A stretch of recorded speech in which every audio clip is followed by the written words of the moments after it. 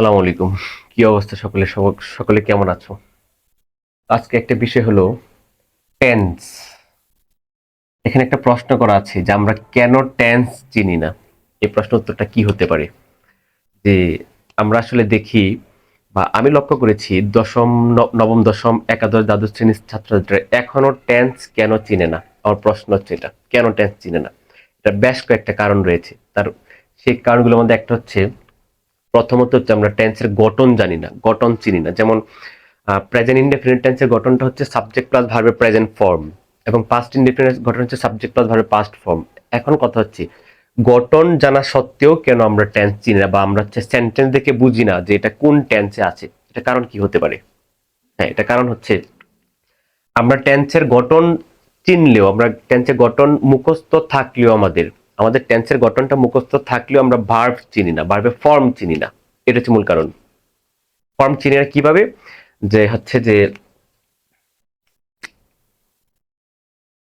গো, এটা কোন ফর্মে আছে এটা আমরা অনেকেই বলতে পারি না। এটা পাস্ট হচ্ছে ওয়েন্ট, এটা আমরা অনেকেই চিনি না। এবং এটা পাস্ট পার্টিসিপল ফর্ম হচ্ছে গন। এগুলি আমরা চিনি, এগুলো হচ্ছে ভার্বের ফর্ম। এটা প্রেজেন্ট ফর্ম, এটা পাস্ট ফর্ম, এটা পাস্ট পার্টিসিপল ফর্ম, এগুলো আমরা চিনি না। অর্থাৎ আমরা স্ট্রং ভার্ব, উইক ভার্ব, ভার্বের ফর্ম চিনি না। আর ভার্বের ফর্ম যদি তুমি না চিনো, তাহলে কখনোই তোমার দ্বারা টেন্স চিহ্নিত করা সম্ভব না।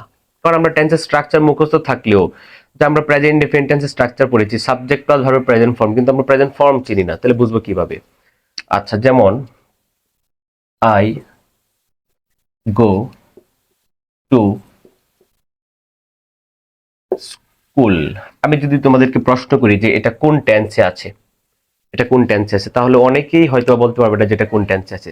তো টেন্স চেনার জন্য আমাকে ভার্বের ফর্ম চিনতে হবে, এবং আমাকে স্ট্রাকচার মাথায় রাখতে হবে। এবং টেন্স চেনার পরে, ভার্বের ফর্ম চেনার পরে অনেকেই প্রশ্ন করে যে স্যার এটা কোন টেন্স, এটা কিভাবে বুঝবো?